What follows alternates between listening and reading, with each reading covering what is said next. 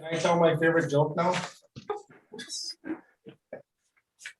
Who's the smartest man in the Bible?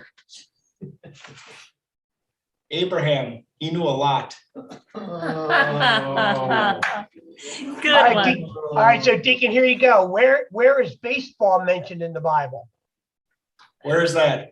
The book of Genesis, chapter 1, verse 1. It says, in the big inning. Oh, yes. What kind of car did the apostles drive? Oh, see, I know that one. I'll leave that one for somebody else. A Honda. They were all in one accord. Deacon, I teach confirmation, and every week we have a scripture joke because the kids keep expecting it. So what did the early disciples use to chop their firewood? I don't know. What was that? Oh, come on, you could do this one. The Acts of the Apostles. Oh, No. boy. No. I hear you. Welcome to my world. Welcome to my Yeah. world.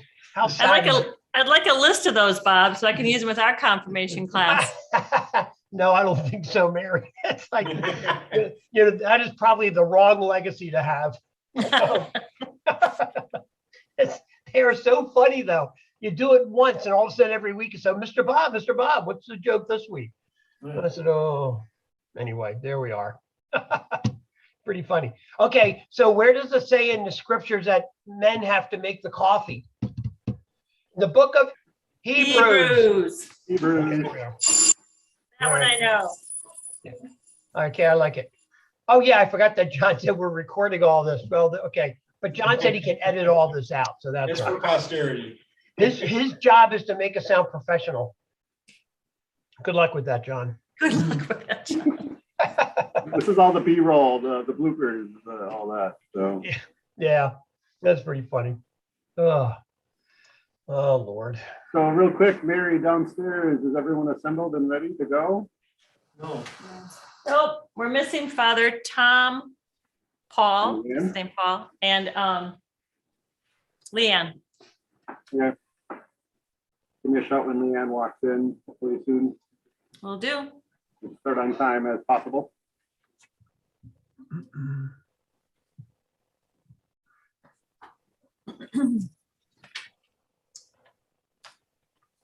Welcome to Rosemary and Amy as well.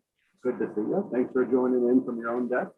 Wherever you gather from is all good stuff. So that's what it's about. I know Amy, you mentioned the recording will be available later. Will be. So we'll be sharing that as soon as possible. Yeah.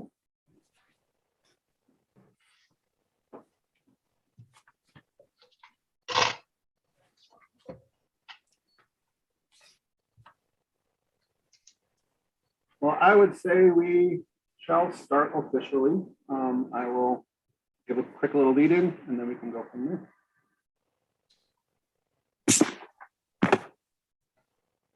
Well, good afternoon, everyone. My name is John Schmidt, the co-director of Disciple Formation here at St. Anne Parish, and I'm pleased to welcome everyone to our live event and also replay if you're watching this at a later time.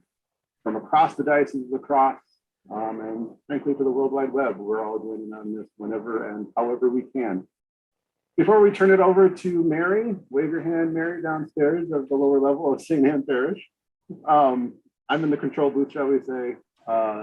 Mary's downstairs. Bob is in Maryland, correct? Yep. We're all together in this.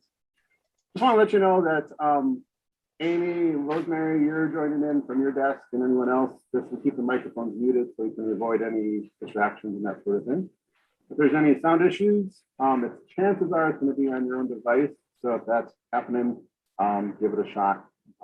Best bet would be just close the program and restart and join in at a later when you can. We plan that this will last until approximately 4 p.m. total. We'll break at 2:30 to about 2:45 p.m. Our keynote presenter here, Bob, will give us those cues at that time. So Bob will figure out Q&A, likely save it towards the end because I know for a fact you like to keep moving along for things as we go. However, Rosemary, Amy, or our gathered people downstairs, feel free to put things in the chat so that we can keep things going. But I think we're a small enough group that we can do that live as well. This is recorded either way, like I said earlier, that we can review the film, shall we say, as we see fit or we need to. Either way, I turn it over to Mary to do our opening prayer and introduction of our keynote presenter. Wonderful. Thank you, John. We'll begin this afternoon with prayer. In the name of the Father, and of the Son, and of the Holy Spirit. Amen. Let us remember that we are in the holy presence of God. God our Father, you created each of us in your image, and it was good. We thank you for the opportunities we have to walk with families on their journey in faith. With the help of your Holy Spirit, move us to be open to exploring new ways to walk with them with dignity and grace. We ask this through Jesus Christ, your Son. Amen. Amen. In the name of the Father, and of the Son, and of the Holy Spirit. Amen. So this afternoon, we are fortunate to have Bob McCarty with us to talk about the challenges and blessings we all experience in our ministries as we pass on the faith in our parishes and schools. He will also share some research, that shows us how and why young people and families disengage in their faith. And he'll give us some tips today to use when working with our families. Thank you, Bob, for being here, and I'll give you the floor. Oh, well, thank you very much. Thanks, Marion. I was kind of counting on that liturgical dance, but we'll just get going here. Next time, Bob, next time. First off, folks, I want to thank you for inviting me into your gathering. I think this is an exciting time to be doing church ministry, especially if you have a tolerance for chaos. And so the more I think about this ministry, and I've been involved in youth and young adult ministry and leadership formation for my entire professional career, well over actually 45 years, if you can believe that. But what's most important for today is that I'm a parish volunteer. I teach confirmation with our young people, our high school kids. I'm involved in marriage prep for my parish. And then for the last 2 years, I've been chairing our parish adult faith formation team. And I think that parish experience is really important in terms of me understanding the research. And so what we gathered today, what an auspicious time, given the pandemic. Across the country, pastoral leaders are having this conversation about what's it going to look like post-COVID? What will the church be? The question, will people come back?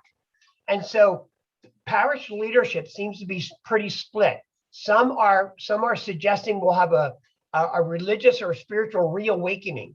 Some are afraid that we might have a spiritual recession. I really think that the pandemic is not going to cause that recession. I think it is heightening or shedding a light on something that's been emerging for the last 15 years.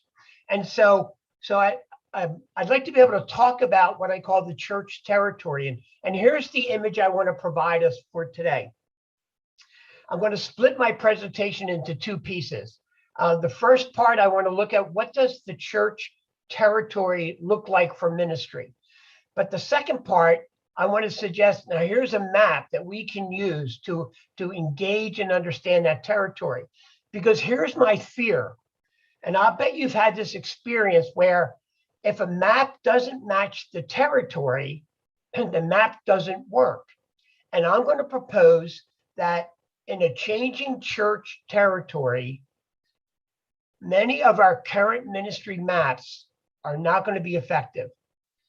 We need to examine the territory clearly, and then we have to adjust and recalibrate our maps. I am not saying that you throw out the whole map. I am saying we need the wisdom that says what in my current map needs to stay, but we need the humility to admit what in my current map has to go.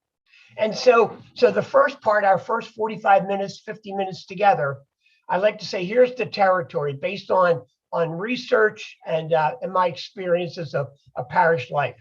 And then the second piece, what would the map need to include if we're going to be effective here? So that's what I like to do. And so I say that it's a great time to do church ministry if you have a tolerance for chaos. I've been in youth ministry, so I kind of enjoy chaos, but I've come to believe that the Spirit of God is more present in chaos than in order. One of my favorite translations of the Genesis story in Scripture is an old Protestant translation that says, out of the chaos, God created. God creates out of the chaos. I think the key for pastoral leadership today is, can we discern what the Spirit is telling us in the chaos? That's the challenge here. So the process will be this, about 45 minutes of presentation, 15 minutes in a breakout room to kind of talk about what are you hearing. We'll take a break, then we'll come back and we'll do the map. I did say to John that at the end of our time today, I will create PDFs of the PowerPoint and send it off to John for posting. So I'm a compulsive note taker. I will try to write down everything that's on the slide. And I just want to say to you, you don't need to do that. We will post the PowerPoint for you just to make it a little bit easier here. All right, so I want to begin this way. Let me see if I can find my my little PowerPoint here. And then, and you know that what you can do if you want, you know that you can adapt the screen if you want to make the PowerPoint smaller or wider, depending on how many people you want to see. I appreciate the fact that I can see a half dozen of you on my screen, because that way I can watch your facial expressions. Or if you all get up and leave, I know I'm in the wrong area. So I'm just going to keep an eye on you. Don't worry. So here's what I'd like to do. The first part, here's the challenge. The second part, here's the blessing. I have three objectives. I want to look at the territory. That's the first part. I want to look at engagement and accompaniment as a ministerial lens. And then the last thing I'd like to do, this is kind of new for me. I've been thinking about this whole idea of reframing Catholicism. Last night I did what we called our confirmation orientation. It was for the parents, the sponsors, and the young people going through confirmation at my parish, St. Francis of Assisi. And I said to the parents and the sponsors last night that I think we need to reframe, to examine the language we use. And I've begun to think about Catholicism as spiritual path. So I want to come back to that at the very end as a suggestion for how we even talk about this whole spiritual journey. So that's where I'd like to be able to go. Some of you may know this, that for the last 3 or 4 years, I've been working on this project called Going, Gone, the Dynamics of Disaffiliation in Young Catholics. It was a research project that was sponsored by St. Mary's Press. St. Mary's Press is the LaSallian Christian Brother publishing house. So we've been looking at this issue, interviewing young adults across the country. We did a combination of quantitative survey kind of information and qualitative gathering stories. And I'm going to share some of those with you in our presentation. But to set the stage, here's what I'm going to invite you to do. I'd hate for this to be an academic exercise today. So I'm going to invite you to just pause for a moment. Can you recall, can you think about, can you call to consciousness a young person, a young adult, an adult who has walked away from church? Can you recall somebody, call them by name, hold them in your consciousness for a moment. It's a wonderful way to pray for them. Think about them. Think about maybe what led to their walking away from church. And here's my guess. The very first time I asked that question in a workshop setting of about 200 people, I asked them, I said, how many of you recall or call to mind a family member? A son, a daughter, brother or sister, parent, cousins, relative. All these hands go up, as you can imagine. 85, 90% of the people raised their hand. And then before I can say anything, this one woman yells out, I feel so guilty. And I looked at her and she said, I feel so guilty that the faith that is so important to me, I can't pass on to my own young adults. And this other woman yells out, and I'm angry. And I'm thinking, whoa, let the games begin. And she says, I'm angry that the church that I serve is not serving my own kids. I think those two women point towards how serious, how significant this issue is of people walking away. Now, here's what we know. We know that there's a whole spectrum of people in terms of church, okay? We know that on the one end, about 20% of young adults, and I'm using young adults kind of as my frame here for a moment, about 20% of them are called abiders. They're all in. They bought into the church. It's important to them. They engage in our sacramental life. They are us. I mean, they're us. We are abiders. That's why we work in ministry. And then another 20% are adapters. They're kind of on the edge. I call them the Creaster Catholics. The Christmas Easter Catholics. Assenters are kind of in the middle, spiritual, not religious. You've heard that phrase. Avoiders on the margin. And the atheist is really actually a small number of when you look at young adults in faith. Now here's the challenge here. The challenge is, I think we do probably 90% of our ministry is to the abiders. And that's because they're the people we see. They're the ones who are in front of us. They're the ones who show up. They're the ones who like us. That's where ministry goes. The problem is, if we're not careful, then all of our ministry, I call it, is maintenance ministry. We are simply maintaining the 20% who are already committed to the church and to that spiritual journey. Francis is calling us to the other 80%. And here's the difference. One of the things I'm finding, especially post-COVID, is it's a question of ecclesiology, that for some people, they have an image of church, and I call it the bunker mentality. The bunker, the purpose of church is to protect us from the mean world.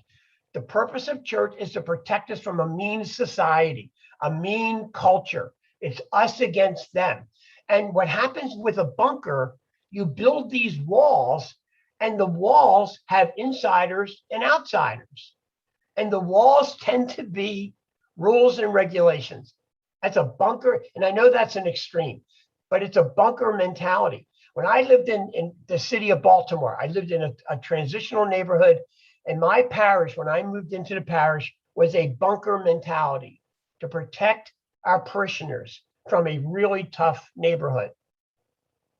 It took a change in pastor and a change in leadership, a change in theology to move from a bunker to what Pope Francis calls a field hospital. Field hospitals don't have walls. Field hospitals are located on the margins. They're with the people who are hurting, who are wounded. So what I'm proposing is that we have to read the territory. If our map, if our ecclesiology is a bunker mentality, we are going to minister only to the 20% who are abiders. I don't think that's the gospel call. I think that we need a map that's big enough to look at the whole territory here. And I think that's where the challenge is going to be. That's the challenge. Now, some of this you know about. You know about the nines, and you know 36% of young adults. I just read a stat that said it's probably like 40% or 42%. But watch this other one down here on the bottom. Look at this. 39% of Catholics say are marrying into church. I think that has significant ministerial implications. Even my best kids at the parish, the kids who are the abiders, the kids who grew up in all of our programming. I've been to 4 weddings in the last year. 3 of them, and these are all good. 3 of them were not at the parish. They were outside at different locations that were more important. They didn't perceive the parish as the place where they wanted to celebrate their weddings. And that has all kinds of implications down the road. so they're not marrying in the church. They don't see the church in the same way that their parents, that many of us perceive the church. We know there's over 46 million former Catholics.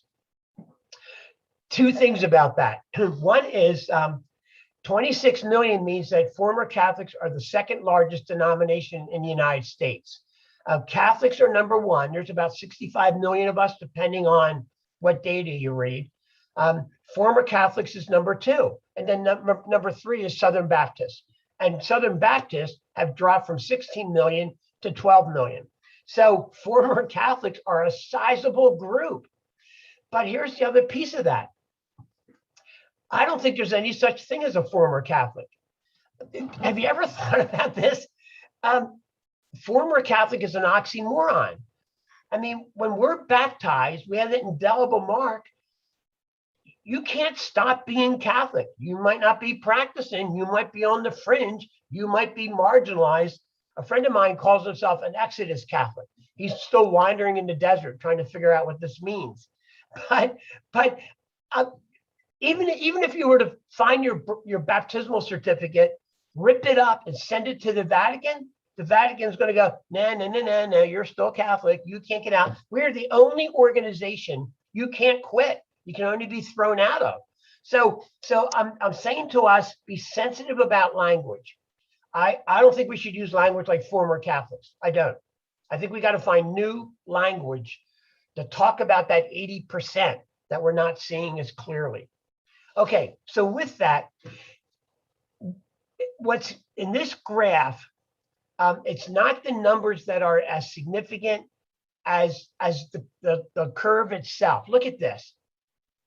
And this is 7 years. So I'm waiting for the Pew Foundation. They should be coming out with the 2021 survey.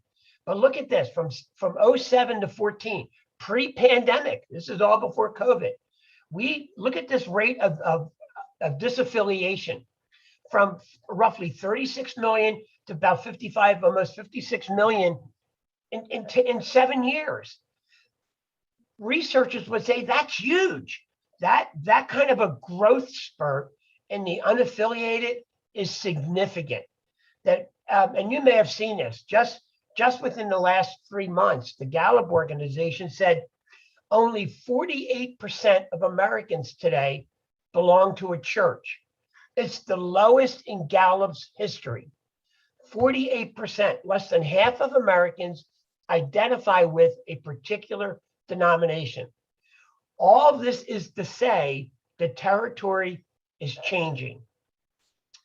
This one in particular, and I just want you to look at the graph on the top for a moment.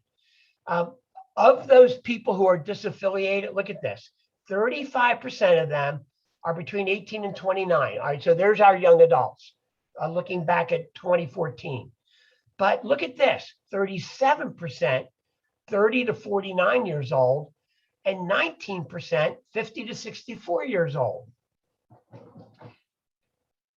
If these young adults down here are the nons, these people up here, these are the dones.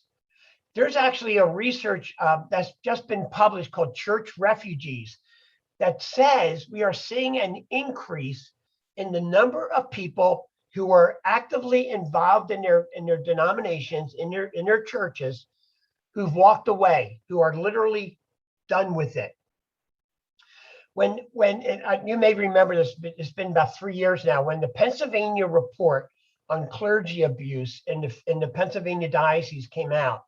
Our diocese of Baltimore, every parish was mandated to preach on that study, which I thought that was brilliant and important, that we acknowledge what's going on here. But at the end of Mass, one of my friends who sits in the same pew I sit in, because I have my set pew, and so he sits at the other end, Tom. And so at the end of Mass, Tom, who's retired from the business world, Tom comes up to me and he says, "That's it." His words, he goes, "I'm done. I am done." He says, "I get that people sin, and I can forgive that. But this is a failure of leadership. This is a failure of transparency." He says, "This is a leadership issue. I am done with it. I am done with church." Now, Tom's not done with church because his wife said he's not. And so Rosemary wins that one. But this is important, and I'll come back to this. This graph tells us we don't have a youth issue. We have a faith community issue. You see, they're leaving at all different ages. And even though our perspective here is looking through the lens of youth and young adults, I'm saying as pastoral leaders, we need to step back and have a bigger view here because they're leaving across the board for a variety of reasons. And in fact, in our research and going, gone, we asked these young adults, all of whom were baptized Catholic, all of whom have walked away. We said to them, at what age did you stop identifying? Now, this is important. If you're going to quote statistics, you got to phrase it correctly and accurately. We didn't say, when did you stop going to mass? We said, when did you stop identifying as Catholic? And in your head, you go ahead, be the armchair sociologist. In your head, pick an age. Pick an age at when do you think most young adults who walk away, when do they stop identifying with the Catholic Church? Let's see how we do. The median age was 13. This surprised me. I was going to come out of the 18, 19, 20 kind of range. We are finding that our young people at earlier and earlier ages are making significant decisions about their religious identity. We know that between the age of 10 and go all the way around to 20, I think it's something like 74% of young adults, that's when they stop identifying as Catholic. Now think about this. If we were in business and we knew that 74% of our clients were walking away between 10 and 20 years old, where are we going to put our resources? See, this is significant. This is important for us to identify here about what's going on. And the fact that at 13 is the median age, you know what that means? That means there are kids sitting in our pew on Sunday who've already checked out. There's kids in our religious ed programs, our youth ministry, our Catholic schools. They've already checked out. And in the interviews with these young adults, oftentimes they would tell us their parents didn't even know they had already checked out. They had already stopped identifying. Wow. Now, when you look at all this, you got to be a little bit amazed by under 5%. Okay. I don't think any 5-year-old gets up in the morning and says, I think today I'm going to stop being Catholic. Now, I could see my granddaughter doing that, flaming red hair and a personality to match. But I don't think Catherine's normal. So I'm going to guess in here, this 5 over here to, I think a lot of this and probably well into the 10.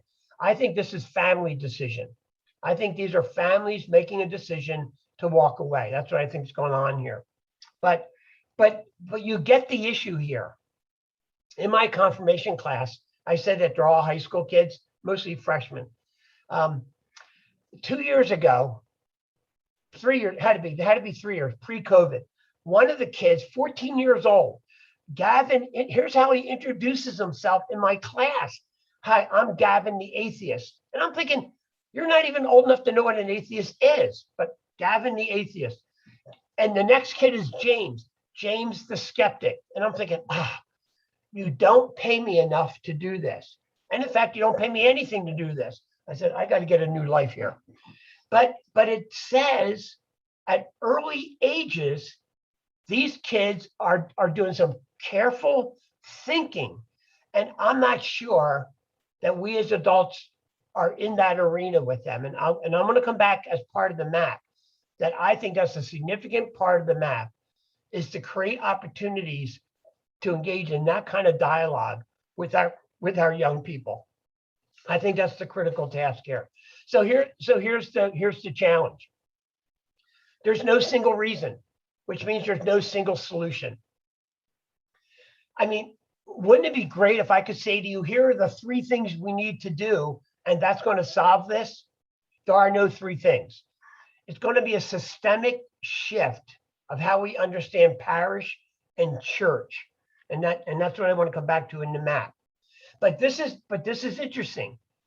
We asked them if they went anywhere after walking away from the Catholic Church. So look at this. You get 35% up here who are 14% agnostic atheists. All right, so that's roughly 50% go nowhere. But that means 50% go somewhere else.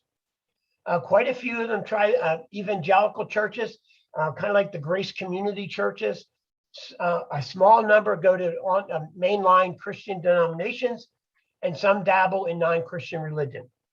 I'm going to say that this actually is good news here. Look at this. That middle 50%, that means there's still a hunger for the holy. And I'm going to come back to that in a moment here. Because I maintain where they go is determined by their hungers. And here's what I propose. The ministerial question is, where are their hungers being fed today? And I'm going to propose these 5 hungers. I'm going to propose that there's this hunger for meaning and purpose. My experience of young people is that they start at early ages asking the big questions. What's the purpose of life? What's the meaning of life? Am I here for a reason? Does God have a plan for me? It's all those kinds of questions of trying to make sense out of life. I think part of it's a developmental issue. I think it starts in early adolescence. They start asking these big questions, the sense of meaning and purpose. They want the world to make sense. The second, our young people, I believe, are hungry for a sense of recognition. It's as profound as calling them by name.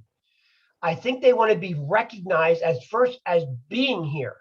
To call kids by name is a critical ministerial task. But in addition, I think our kids want to know they have gifts to bring to the community. They have something to offer the community. They want to be recognized as having something that they can offer to the wider community, and especially to the parish community. They want to be recognized. The third hunger is the hunger for connection. It's as profound as the search for intimacy. I want to be connected to one other person. I want to feel love. I want to love somebody else. And it's as big as I want to be part of something bigger. I need to be connected. I want a place where I belong. I want a place where I fit in. I need to be part.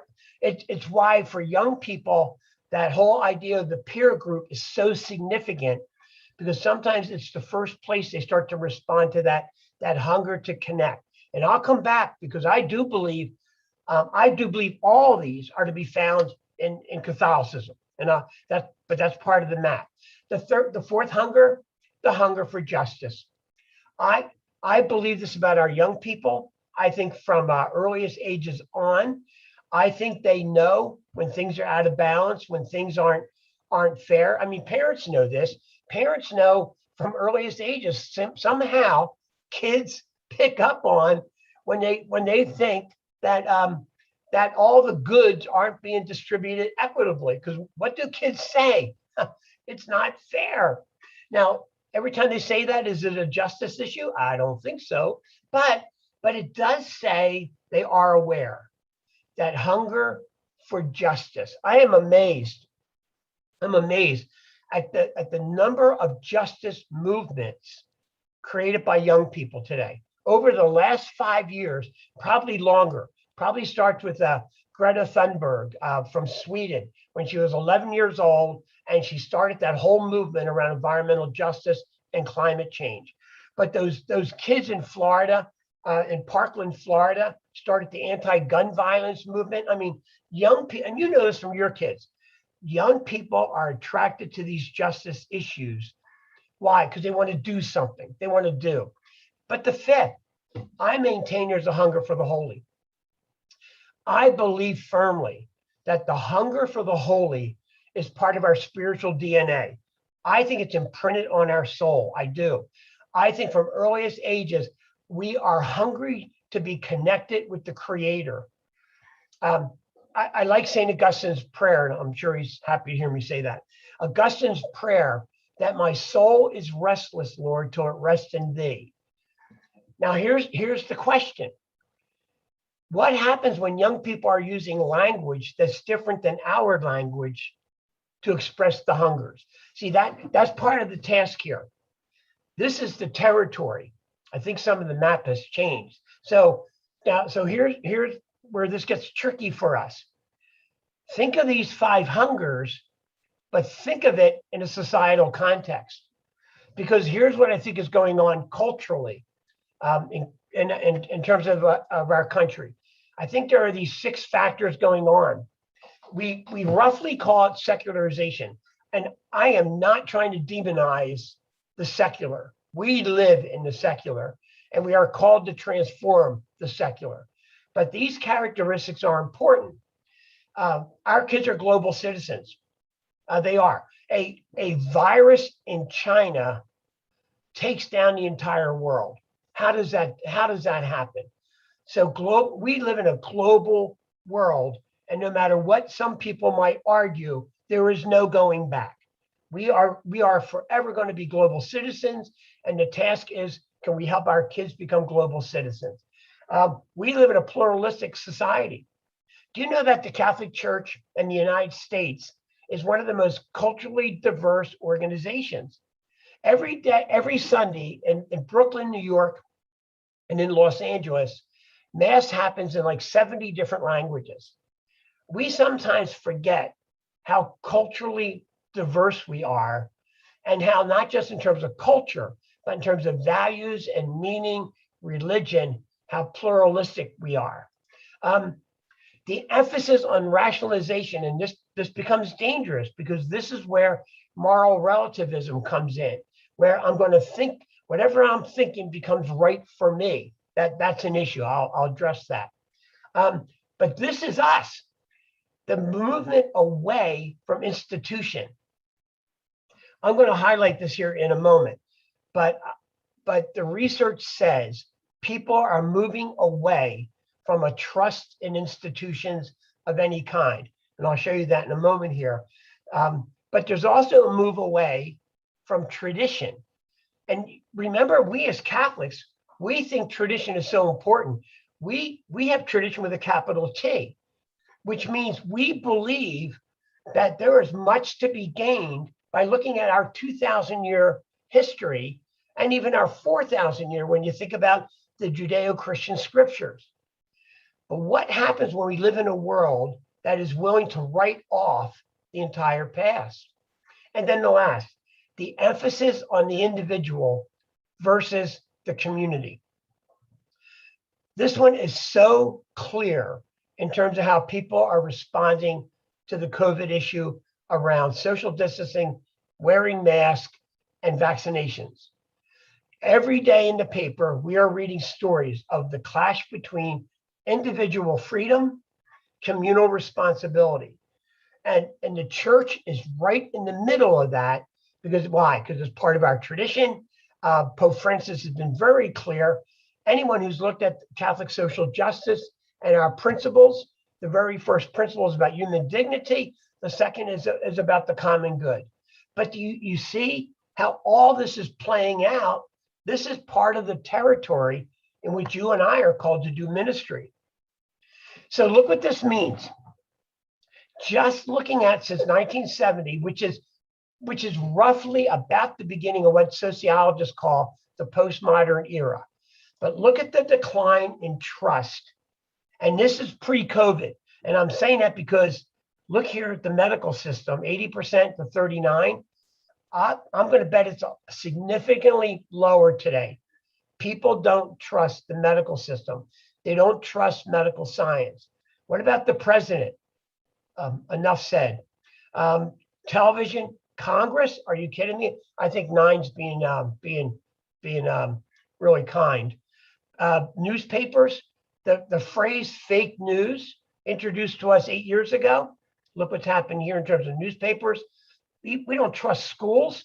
Oh my gosh. I don't want to be too political. That'd be a different workshop. But I don't know if it's happening in Wisconsin. But Virginia has a governor election coming up in 2 weeks. And one of the biggest debates is the role of local school boards.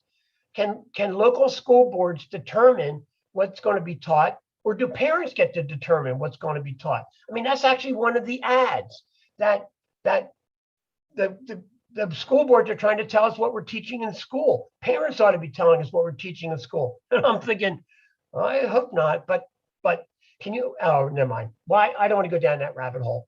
Banks, and here we are, organized religion. And the reason I have this on here is because you and I represent the institution. We have to know, this is important. When people see us, they see the institution of the church. Now, there's a plus and a minus to that. The minus is they don't trust institutions. The plus is if we exercise, it's called relational authority. If we exercise genuine respect and acceptance, religion wins, the church wins, the parish wins. The way people know us is the way people know the church. And why? Because look at the lack of trust in leadership. We are way down here. Religious organizations, remember, this is scale 1 to 10. The highest is just over 5 for nonprofits, and then it goes downhill. So us in government, look where we are. Look where healthcare is. People don't trust. So what's this mean for you and I? It means that here's what's going on across the church. People are scaling back. People are stepping back and they're looking at church as institution with a critical eye. Because of the abuse crisis primarily, Catholics have scaled back mass attendance and donations. That's what's going on. I don't think that's new information. I think anybody in parish work, my wife is the business manager for my parish, and Maggie can track what donations have been in the offertory collection for the last 5 years. And we can see this decline that's going on. People are scaling back.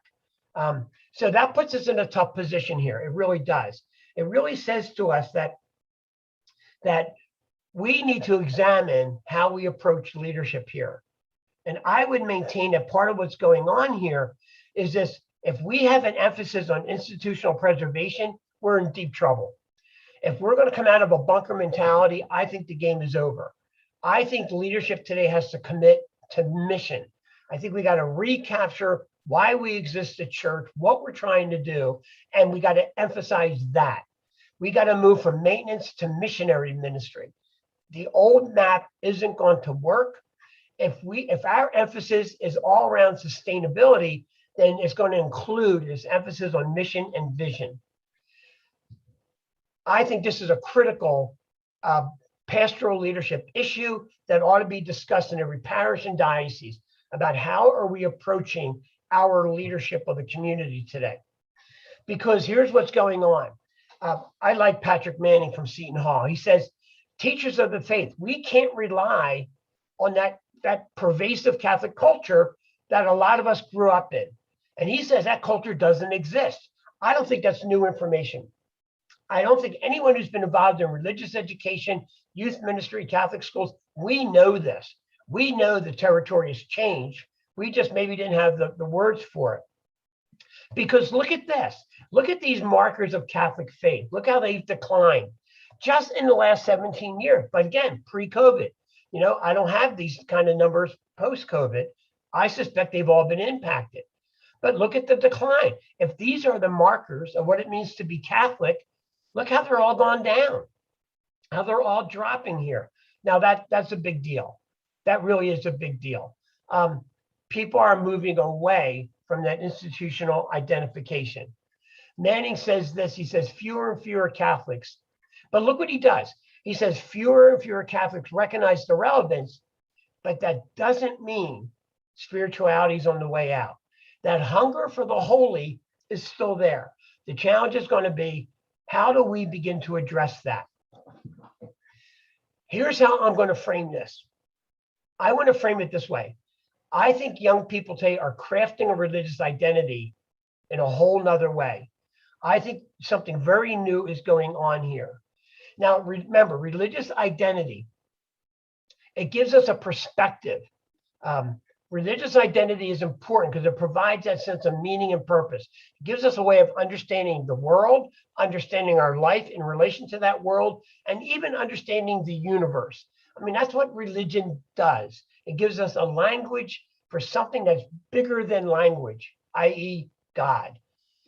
It gives us a sense of identity and connection and recognition with a community of believers. I think religious identity is key. The thing is, I think kids are doing it in a different way. Increasingly, youth, young adults, and even adults are personally constructing an identity by drawing from different traditions. My generation, many of your generation, our identity was passed on from one to the next. I don't think that's happening today. I think there's something new going on today. And here's how it gets framed. Some people are saying today, you don't need religion to have morals. Peter Berger's observation, I can be ethical without religion. Peter Berger's a sociologist of religion. And he picked this up 15, 20 years ago, that people were moving away from religion as their determining factor about what it meant to be a good person, to be a moral person. So I want to share this. So here's what it looks like. We have all these characteristics of engagement, okay? Sacramental life, financial giving, ritual practice, okay, you can see it there. But here's what I think happens. You read about the clergy abuse crisis, and depending on your personal experience of that, it kind of stretches a little bit your understanding of affiliation. What happens if you're in Wheeling, Charleston, West Virginia diocese, and you read about the financial cover-up where the bishop, this is 4 years old now, the bishop spent $5 million of diocesan money on his residence, on private jets, and on gifts for a lot of his clergy friends, most of whom were in the Vatican. When that study broke, I have to tell you, I was in Wheeling, Charleston about a month after that report came out. The pain of those people was profound because it's one of the poorest dioceses in the country. And that's what was going on. What does that do to your sense of affiliation? Or right before COVID, I was in New Jersey in a diocese not to be named. I'm in a parish to do a presentation. And in the back of the church are all these offertory envelopes lined up alphabetically. I say to the youth minister, we don't have offertory envelopes. We have online giving in my parish. She says, we're not allowed to do online giving. The pastor checks the envelopes every week, and that determines whether your kid can be involved in religious ed or sacramental prep. Your baby can be baptized, whether you can have a wedding in the church. And I'm not making this up, whether you can be buried from the church. It's all about your envelopes. When that kind of stuff happens, it pushes people right out. That's when you get Tom who says, I'm done. I am done with this. I'm done. And here's a new factor. One of the issues I hear young adults and now adults increasingly talk about that pushes them out of the Catholic Church is their perception that the Catholic Church has become completely identified with a particular political ideology. I'm trying to say that as softly as I can, but I want you to be aware that people are picking up on this. They read the paper, they hear what's going on, they listen to their bishops when the bishops speak, and that identification with a political ideology is pushing people out of the church today. So the territory is shifting. So here I am. I'm telling one of our young adults, Rachel, about this, and Rachel, and I say to Rachel about the research, and she says, "Finally." And I looked at her, and she says, "Finally, you're talking with us and not about us." That is a significant ministerial statement, to talk with them, not just about them. I'm going to say when it comes to developing the map, can we create opportunities for those kinds of deep conversations with our youth and young adults? Do we know who they are? Do we miss them now that they've walked away, that they're part of that 60% that we don't even see? And do our youth and young adults know we miss them now that they're gone? What I'm going to do here, and I'm watching my own time, I want to add on 5 minutes to this presentation, and I'll take it off the next one, because I want you to see this. I want to play for you this 3-minute interview with Rachel. So listen to Rachel, if you would, to Rachel's story. Did everybody hear that? I grew up very Catholic. My family, I call them super Catholics. It's their life. My dad works for the church. I remember my dad praying with us every evening. He was a very good catechist. Through high school, I was like, I have to follow all the rules. I have to be like a perfect person, a good person. My perspective was very black and white, and I knew the right way, and everybody else didn't who wasn't Catholic. But then when I went to college, things started to change. The people who were in my life weren't all Catholic. I remember feeling uncomfortable because I didn't know how to relate to non-Catholics. I remember asking my roommate one time, like, I noticed that I'm only hanging out and being friends with Catholics, and you are comfortable with everyone. And she said, I just have so much love to give, and it's about loving other people. It's not about whether they're Catholic or not.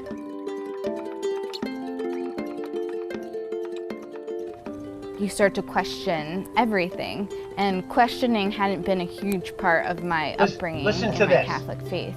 Questioning was allowed as long as you came back to the conclusion that was given to you in the first place.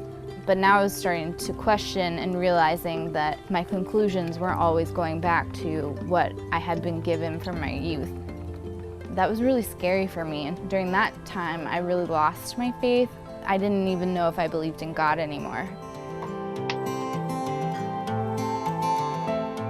Now, my identification is more Catholic-ish. It's part of my culture. It's how I was raised, and I'm thankful for a lot of it, especially Catholic social teaching. There's such a wealth of beauty and information in Catholic social teaching about how we can better love one another. A huge part of my spirituality is social justice, and I have maybe more liberal leanings in the things that I find trouble with. Like being ordained, I think women deserve to follow the call that God has placed in their life as much as anyone else. I'm not interested in a church that divides people. That's what Jesus talked about so much, is unifying people.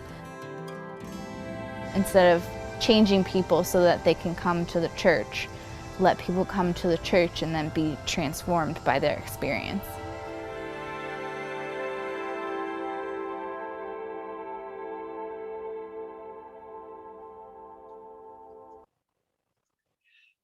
Isn't it fascinating? I didn't say this at the beginning. Rachel's dad is a deacon in the church. He's a high school religion teacher at a Catholic high school. Rachel works for a national Catholic social justice organization based out of Washington, D.C. It's fascinating to hear her talk about her religious identity. That statement she made in the middle, it was always okay to question as long as you came back to the answer that was expected. That's huge. That's a big deal. And her last statement, do people have to change before they come to church, or should they come to church to be transformed by the experience? What an ecclesiology. So what's happening today with young adults? The Rachels of the world. Fascinating how they're creating their own spiritual communities. I don't know if you've heard about this. There's a thing called the dinner party. It started probably 7 or 8 years ago. It's the first time I ever heard about this, but now it's spread across the United States. 2 young women got together over dinner and wine to talk about the pain in their life. They thought they had nowhere else to go. They shared with each other. They posted on Facebook. And the next thing you knew, people were asking to join their dinner party. And so now what's happened is these dinner parties have spread across the country. There's one in Washington, there's one in Baltimore, and and around the world now. And so it's fascinating. If you go to the website, the dinner party, they have a manual. They have a manual of icebreakers, topics for discussion, recipes, blessing. I mean, it's like a ministry manual. People are creating spiritual community on their own. One young adult said, the new church for young adults is the fitness center. He said, you go to the fitness center, they greet you by name, recognition and belonging. They help you set goals. They help you achieve those goals, and then they celebrate. And as one person said to me, if she doesn't show up for a week or two, they call or text to find out where she is and if she's okay. Can you imagine if our parishes took seriously, if our parishioners, if we said, who's not here today? Let's call them. Let's see how they're doing. I mean, seriously. And we don't do that. Why? Because we're caught up in maintenance, not missionary. But young adults are looking at this differently. The rise in yoga and meditation centers. There's a hunger for the holy, and people are going in different places to meet their hungers. That's what's going on. How are they crafting their identity? Where are the hungers being fed? That's the question. That really is the ministerial question for us. Where are their hungers being fed? That's the territory we've been talking about. So I'm going to invite you to do this. I'm watching the time. I know I went over. So I'm going to invite you to do this.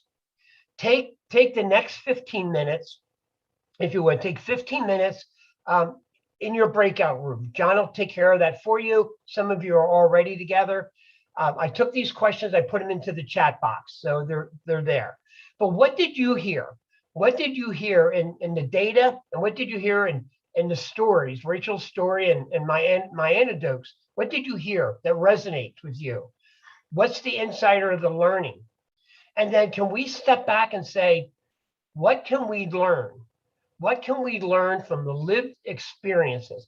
What's the grace they're bringing to us in this chaos? I invite you to do that for 15 minutes. Then I'm going to invite you to, on your own, take a 15-minute break, which means we will reconvene here at 2:55. And at 2:55, I will start. I will start presenting on the map. Okay. So you gauge your time. 15 minutes in a breakout room. 15 minutes to refuel and defuel. And at 2:55, I will be back. Does that sound good, John? Did I cover that? Okay. I'm tracking you there, buddy. Okay. So what I'll be doing is assigning the breakout rooms randomly. Our group here at St. Anne Parish down the lower level, you will be your own breakout room by default because you are in your own physical room. Bob, if you could, well, I'm just trying to see my view here. Okay, sorry.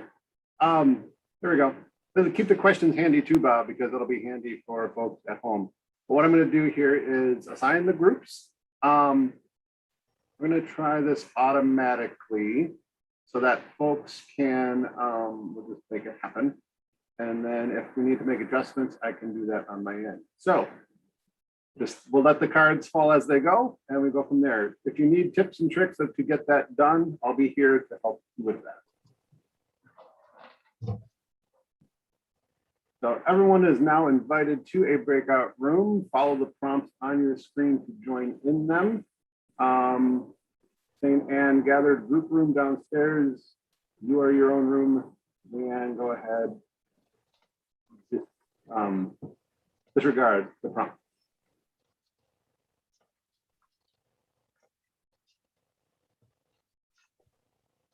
Is it not working, folks?